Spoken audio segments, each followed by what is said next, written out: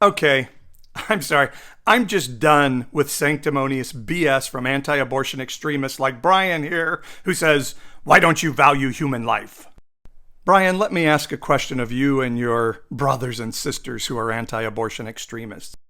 Some 9 million children rose out of bed this morning in America, the richest nation in the history of the world, and don't know if they're going to have food to eat today. Why don't you value human life?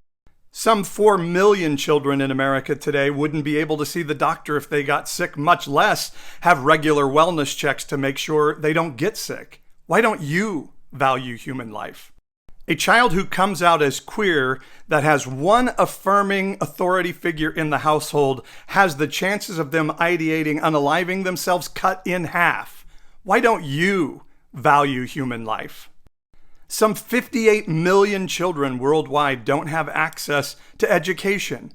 Why don't you value human life? Our legal system doesn't work. The death penalty is shown to have no impact on crime statistics, and we imprison a higher percentage of black men than any other population in our society, leaving many children fatherless. Why don't you value human life?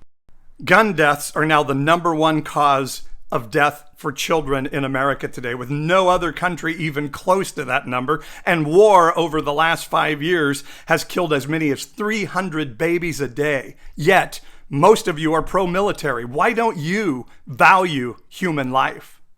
The Bible never once says to seek to ban abortion, but it says almost 2,000 times to take care of the poor, the foreigner, the marginalized, and the economically disadvantaged. And it doesn't just say take care of the poor, the foreigner, the marginalized, and the economically disadvantaged. It says to seek justice for them. And says, if you don't take care of the poor, foreigner, marginalized, and economically disadvantaged in your community, you will not have justice and welfare in your community. And finally, it says, if you don't take care of the poor, the foreigner, the marginalized, and the economically disadvantaged in your community, you have contempt for your maker. I'm going to trust anti-abortion extremists that you believe you're trying to save babies, but the things that limit unwanted pregnancy are access to health care and sex education and contraceptives and child care and education, and you're against all those things. Just think, please, could it be that anti-abortionism is selfish and based in Christian nationalism and being used as a manipulative tool by a political party? And it has very little to do with valuing human life.